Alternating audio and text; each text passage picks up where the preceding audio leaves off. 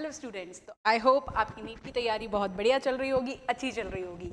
तो आज मैं राशि शर्मा आपके लिए नीट के लिए एक और बहुत बढ़िया सा कंसेप्ट लेके आई हूँ। और जैसा कि आप जानते हैं राशि मैम है साथ, तो टेंशन की क्या है बात। तो आइए बच्चों स्टार्ट करते हैं हमारे नीट के लिए एक बहुत ही इम्पॉर्टेंट कंसेप्ट जो कि हम आज डिस्कस करने वाले हैं बॉडी फ्लूइड्स एंड सर्कुलेशन वाले चैप्टर से। Body fluids and circulation. तो बच्चों बॉडी फ्लूइड्स एंड सर्कुलेशन में से ना बच्चों को लिए नीट में ये बहुत इंपॉर्टेंट चैप्टर है। और इससे हमें ना बहुत डाउट होता है कि मैम ये वाले चैप्टर से ना आ सकता है। तो बच्चों जो हमारा स्टार्टिंग वाला पैराग्राफ है ना, आखिर बॉडी फ्लूइड्स की जरूरत क्या पड़ती है। अरे भाई देखो, हमने खाना खाया भी खाया, आपने समोसे खाए, मैंने पिज्जा खाया, रसगुल्ले खाए। तो हमने कोई भी खाना खाया, उस खाने में जो न्यूट्रिएंट्स हैं वो न्यूट्रिएंट्स को हमारे ब्लड में ट्रांसफर होना है ना। तो वो न्यूट्रिएंट्स जब हमारे ब्लड में ट्रांसफर होंगे, किसके थ्रू होंगे, वो न्यूट्रिएंट्स हमारे ब्लड में ट्रांसफर होंगे, हमारी बॉडी में ट्रांसफर होंगे बॉडी फ्लूइड्स की हेल्प से। तो बच्चों क्या होते हैं वो बॉडी फ्लूइड्स? वो बॉडी फ्लूइड्स होते हैं ब्लड एंड लिम्फ। तो ये ब्लड एंड लिम्फ, ये दो मेजर न्यूट्रिएंट्स हैं आपकी बॉडी में, ये दो मेजर बॉडी फ्लूइड्स हैं आपकी बॉडी में, जो किसी भी चीज का क्या करा रहे हैं बच्चों, ट्रांसपोर्ट करा रहे हैं। कैसी चीजों का? जैसे कि बच्चों न्यूट्रिएंट्स का, they are helpful in the transportation of nutrients. Amino acids का है ना, प्रोटीन्स का, ग्लूकोज का, आयंस का। तो ये जो भी ट्रांसपोर्ट हो रहा है ना बच्चों, ये सारा ट्रांसपोर्ट हो रहा है किसकी हेल्प से? ये सारा ट्रांसपोर्ट हो रहा है बॉडी फ्लूइड की हेल्प से। इसीलिए तो हम बॉडी फ्लूइड्स पढ़ते हैं, इसीलिए तो हम बॉडी फ्लूइड पढ़ते हैं। तो सबसे पहला बॉडी फ्लूइड या दो तरीके के बॉडी फ्लूइड जो आपके अंदर, जो मेरे अंदर, जो हम सबके अंदर, हाँ जी, जो आपके अंदर, मेरे अंदर और हम सबके अंदर देखने को मिलते हैं, वो दो तरीके के बॉडी फ्लूइड्स हैं आपके ब्लड एंड लिम्फ। तो बच्चों हम डिस्कस करने वाले हैं ब्लड और लिम्फ के बारे में कि ये ब्लड और लिम्फ कैसे कैसे चीजों का ट्रांसपोर्ट। तो बच्चों आज की सीरीज में सबसे पहले जो हम डिस्कस करने वाले हैं आज की सीरीज में, दैट इज योर ब्लड। सबसे पहले जो हम डिस्कस करने वाले हैं, number 1 in today's series is blood. तो हम सबसे पहले डिस्कस करेंगे ब्लड के बारे में। तो बच्चों आपने एनसीईआरटी देखी होगी और एनसीईआरटी में मेंशन है कि it is a special connective tissue. तो हमारा ब्लड कैसा है? Blood is a specialised connective tissue. Blood is a specialised connective tissue. अब बच्चों ये स्पेशलाइज्ड कनेक्टिव टिश्यू क्यों है? क्योंकि इसके अंदर बच्चों मैट्रिक्स तो होती है लेकिन कुछ फाइबर्स नहीं होते। इस वजह से ये एक स्पेशलाइज्ड कनेक्टिव टिश्यू है, बिकॉज फाइबर्स आर एब्सेंट। बच्चों अगर मैं ब्लड की बात करूं, if I will talk about blood, yes, तो ये जो ब्लड है ना, ये दो कंपोनेंट्स में डिवाइडेड होता है। क्या होते हैं वो दो कंपोनेंट्स? ये ब्लड दो कंपोनेंट्स में डिवाइडेड होता है। एक तो होता है प्लाज्मा और दूसरा इसका इंपॉर्टेंट कंपोनेंट होता है फॉर्म्ड एलिमेंट्स। इन फॉर्म्ड एलिमेंट्स को आप, ये जो फॉर्म्ड एलिमेंट्स हैं, ये जो फॉर्म्ड एलिमेंट्स आप कॉर्पस्कल्स भी बोलते हो, these are also known as corpuscles. इनको आप कॉर्पस्कल्स या फिर सेल्स भी बोलते हो। तो ब्लड के अंदर के जो दो मेजर कंपोनेंट है, हाँ जी बच्चों, जैसा आपको बोर्ड पे दिख रहा है, ब्लड के अंदर के जो दो major component, that is your plasma and your formed element. तो ब्लड क्या है? Blood is a specialised connective tissue. Blood एक स्पेशलाइज्ड कनेक्टिव टिश्यू, ठीक है। ये ब्लड स्पेशलाइज्ड कनेक्टिव टिश्यू है जिसके अंदर देयर इज नो फाइबर्स, जिसके अंदर कोई भी फाइबर्स नहीं है। तो ये ब्लड के अंदर अगर मैं देखूं, प्लाज्मा की बात करूं बच्चों, तो this plasma is about 55% inside your blood. तो 55% आपके ब्लड में क्या होता है? 55% आपके ब्लड में क्या होता है? प्लाज्मा होता है, ठीक है। इस प्लाज्मा की अगर हम बात करेंगे तो इस प्लाज्मा में 90%, यस स्टूडेंट्स, 90% क्या होगा? वाटर प्रेजेंट होगा। 90% वाटर देखने को मिलेगा। ये मैम अगर 90% बच्चों, ये 55% तो टोटल ब्लड का है, लेकिन अगर हम 100% प्लाज्मा की बात कर रहे हैं, if we are talking about 100% plasma, तो इस 100% प्लाज्मा में बच्चों 90% तो आपका वाटर है और 6 से लेके 8%, 90 से 92% इज योर वाटर और 6 से 8% क्या है? प्रोटीन्स हैं। 6 से 8% इसके अंदर क्या मिलेंगे देखने को? प्रोटीन्स मिलेंगे। कुछ इंपॉर्टेंट आयंस भी होंगी, जैसे कि सोडियम, कैल्शियम, क्लोरीन, पोटेशियम, ये कुछ इंपॉर्टेंट आयंस भी होंगे। और साथ साथ बच्चों यहाँ पे देखने को आपको मिलेंगे amino acids, proteins, carbohydrates and fats. तो आपको यहाँ पे अमीनो एसिड्स, प्रोटीन्स, आपको यहाँ पे देखने को अमीनो एसिड्स, प्रोटीन्स और कार्बोहाइड्रेट्स जैसे कंपोनेंट्स भी देखने को मिलेंगे। और बच्चों आपको ये बहुत अच्छे फ्लो चार्ट के हेल्प से पता चल जाएगा, ये प्लाज्मा जो होता है it is straw coloured liquid. इसका जो कलर होता है कैसा होता है, स्ट्रॉ कलर्ड होता है, यानी नाइदर यू कैन से कि it is a completely white liquid ना ही येलो, तो स्ट्रॉ कलर्ड का लिक्विड होता है। 55% टोटल ये ब्लड में देखने को मिलता है। 90 से 92% इसके अंदर वाटर होता है और 6 से 8% protein.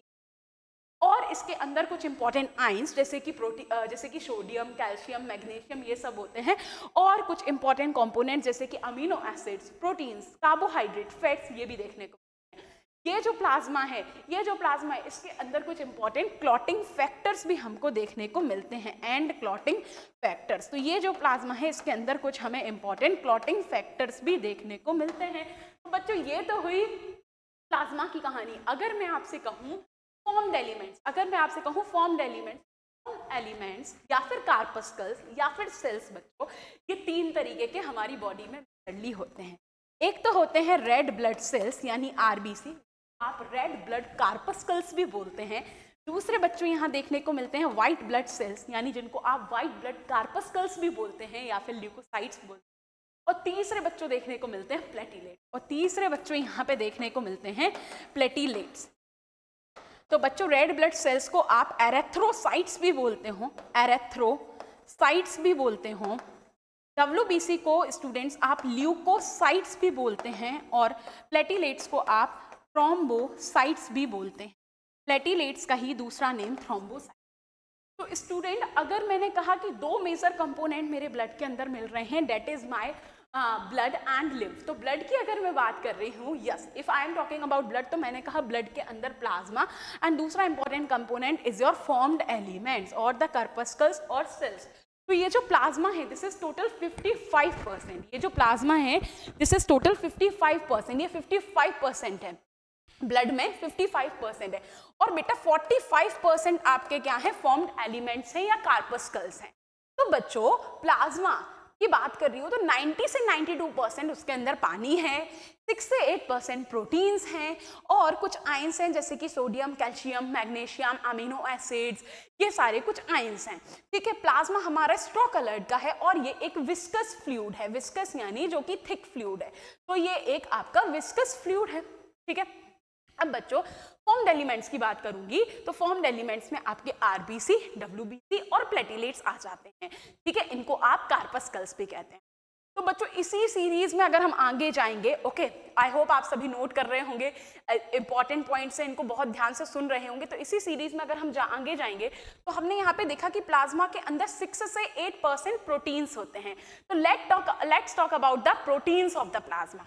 Let's talk about the proteins which are found in plasma. Okay, so we will talk about the proteins of plasma. Proteins which are found in plasma. Which are found in plasma. तो बच्चों हमने देखा कि proteins ना 3 तरीके के, हमारी NCERT mention करती है कि यहाँ पे 3 मेजर तरीके के प्रोटीन्स होते हैं। हम इसको भी एक बहुत अच्छे फ्लो चार्ट के तरीके से समझेंगे। 3 मेजर तरीके के प्रोटीन्स होते हैं। Number 1 is your fibrinogen, number 1 है आपका fibrinogen. Number 2 is your globulin, number 2 जो प्रोटीन है is your globulin. Number 3 is your albumin, number 3 है albumin. And the number 4th is prothrombin. बेटा ये जो प्रोथ्रोम्बिन है this is not mentioned in NCERT, ये एनसीईआरटी में मेंशन नहीं है, but it is very very important, बहुत जरूरी है आपके लिए, बहुत जरूरी है जानना। तो 4 मेजर प्रोटीन्स हैं, एक आपका फाइब्रिनोजन, दूसरा आपका ग्लोब्यूलिन, तीसरा आपका एल्ब्यूमिन और चौथा प्रोटीन है आपका प्रोथ्रोम्बिन। तो ये 4 मेजर तरीके के protein, These 4 types of proteins are majorly present inside your plasma. ये 4 major types के प्रोटीन आपके प्लाज्मा के अंदर होते हैं। मैम क्या काम करते हैं ये प्लाज्मा के अंदर प्रोटीन्स? तो बच्चों मैं बताती हूँ। ये जो फाइब्रिनोजन है, these are helpful in clotting of blood, helpful in clotting or coagulation of blood, clotting or coagulation of blood. coagulation of blood. अब बच्चों ये क्लॉटिंग और कोआगुलेशन ऑफ ब्लड क्या होता है मैम? अरे मैं चल रही थी और यहाँ में गिर गई, किसी के पैर में नहीं गिर गई, ठीक है, गिर गई, चलते चलते गिर गई। तो जब मैं चलते चलते गिरी तो मेरे ब्लड रिलीज हुआ, और जब वो ब्लड रिलीज हुआ बच्चों तो उस पर क्लॉट बना, उस पर धक्का बना खून का। तो जो खून का थक्का बनता है उसको हम क्या कहते हैं? क्लॉट। आप चल रहे थे ए वाली गली से बी वाली गली से, कोई सुंदर सी कन्या आ रही थी, उसको देख करके आप गिर गए। तो जब आप गिरे तो आपके अंदर के हार्मोन्स क्या हो गए? रिलीज हो गए। अब क्या होगा? आपका जो बेस्ट फ्रेंड होगा वो कहेगा नहीं नहीं ये वाली लड़की तेरे लिए अच्छी नहीं है, कोई दूसरी लड़की देख। तो वो किसका काम कर रहा है? क्लॉटिंग फैक्टर्स का। वो आपको उस प्यार में गिरने से क्या कर रहा है? रोक रहा है कि someone is more better for you, है ना। तो क्लॉटिंग फैक्टर्स ये क्या करते हैं? हेल्पफुल इन क्लॉटिंग और कोगुलेशन ऑफ ब्लड। ये ब्लड को जमने नहीं देते। ये आपका वो बेस्ट फ्रेंड है जो आपको प्यार में गिरने नहीं देता, ठीक है। अब क्या है? ग्लोब्यूलिन। बेटा ग्लोब्यूलिन क्या करते हैं? They are helpful in defence mechanism. ये किस में जरूरी है? ये डिफेंस मैकेनिज्म में बॉडी के जरूरी है। बच्चों यहाँ पे मैं एक इंपॉर्टेंट चीज बताऊंगी जो कि थोड़ा सा एनसीईआरटी से बाहर है लेकिन इंपॉर्टेंट है। ग्लोबुलिन 3 टाइप्स के होते हैं, एक अल्फा, एक बीटा और एक गामा। लेकिन अल्फा और बीटा जो हैं ये दोनों मिलके क्या कराते हैं? ये दोनों मिलके फाइब्रिनोजन की हेल्प कराते हैं। किसमें हेल्प कराते हैं मैम? ये फाइब्रिनोजन की हेल्प कराते हैं इन द क्लॉटिंग और coagulation of blood. Only gamma is responsible for the defence mechanism. तो फिर सिर्फ गामा है जो रिस्पॉन्सिबल है डिफेंस मैकेनिज्म। आई होप आपने ये नोट किया होगा। अगर मैं बात करूं एल्ब्यूमिन की स्टूडेंट्स, अगर मैं बात करूं एल्ब्यूमिन की, तो this albumin osmotic balance in the body. It is helpful in maintaining the osmotic balance in the body. ये आपके शरीर में ऑस्मोटिक बैलेंस को क्या करता है? मेंटेन करके रखता है, यानी पानी का कंसंट्रेशन मेंटेन करके रखता है। आपने सुना ना लोगों को स्वेलिंग हो जाती है या ऑडेमा हो जाता है। ऑडेमा कब होता है? कब होता है ऑडेमा? ऑडेमा जब होता है जब पानी का कंसंट्रेशन यानी ऑस्मो रेगुलेशन नहीं हो रहा है। तो ये ऑस्मोटिक बैलेंस को मेंटेन करता है, okay. And the last one which is a prothrombin. ये प्रोथ्रोम्बिन क्या करता है? This prothrombin is also responsible, it is also responsible in the clotting of blood. ये भी किसके लिए रिस्पॉन्सिबल है? Responsible in the clotting of blood. तो ये भी किसके लिए रिस्पॉन्सिबल है? In the clotting of blood. ये भी ब्लड को क्लॉट करवाने में बच्चों क्या करेगा? हेल्प करेगा। तो ये 4 आप इसका स्क्रीनशॉट ले लें। ये 4 मेजर इंपॉर्टेंट प्रोटीन्स हैं जो आपके प्लाज्मा के अंदर देखने को मिल रहे हैं। These are of 4 types. 4 types के मेजर प्रोटीन्स हैं जो आपके प्लाज्मा के अंदर देखने को मिल रहे हैं। That is of fibrinogen, your globulin, या एल्ब्यूमिन एंड योर प्रोथ्रोम्बिन।